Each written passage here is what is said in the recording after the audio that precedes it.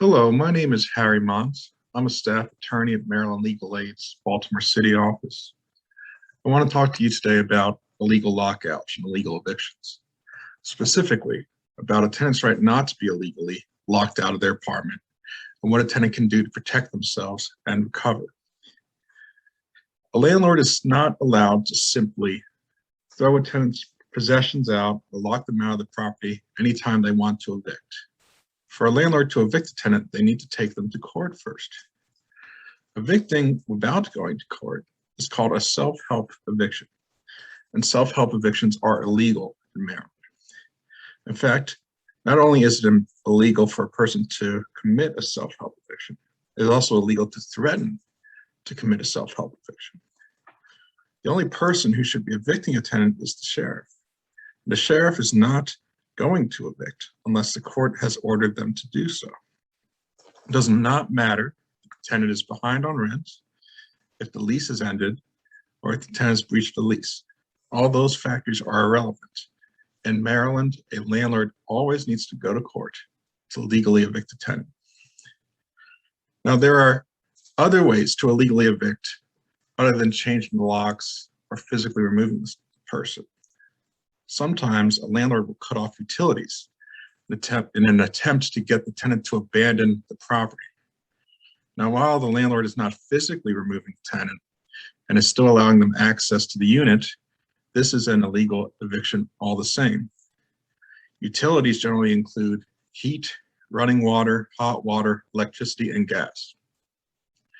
If a landlord has cut off any of these utilities in an attempt to get the tenant to leave, the landlord has committed an illegal eviction.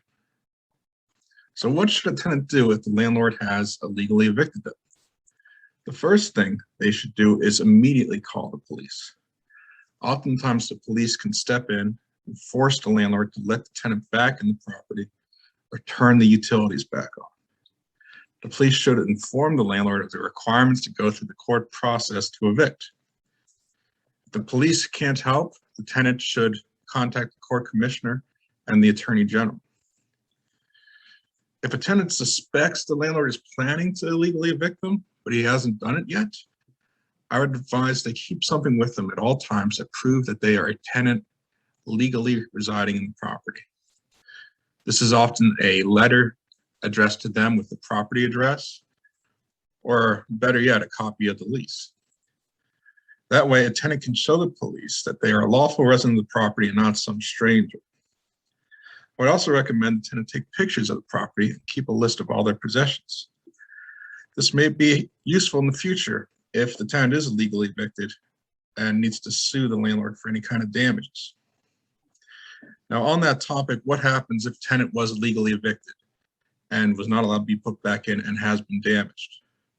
Well, the first thing they should do is file a complaint with the district court commissioner. In many counties, an illegal eviction and illegal lockouts is a misdemeanor.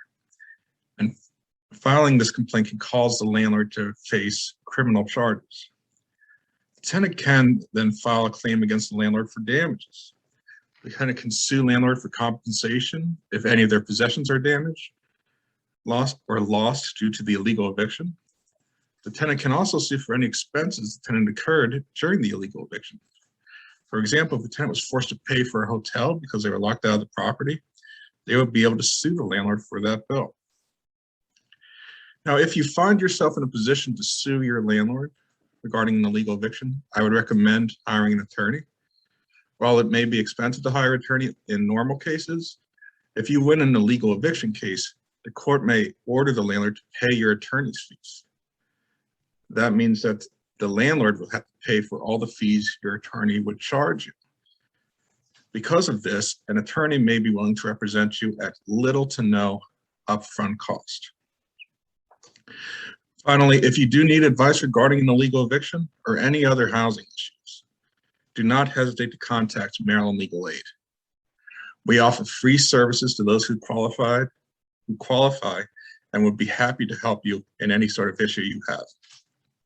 Thank you so much. I wish you all the best.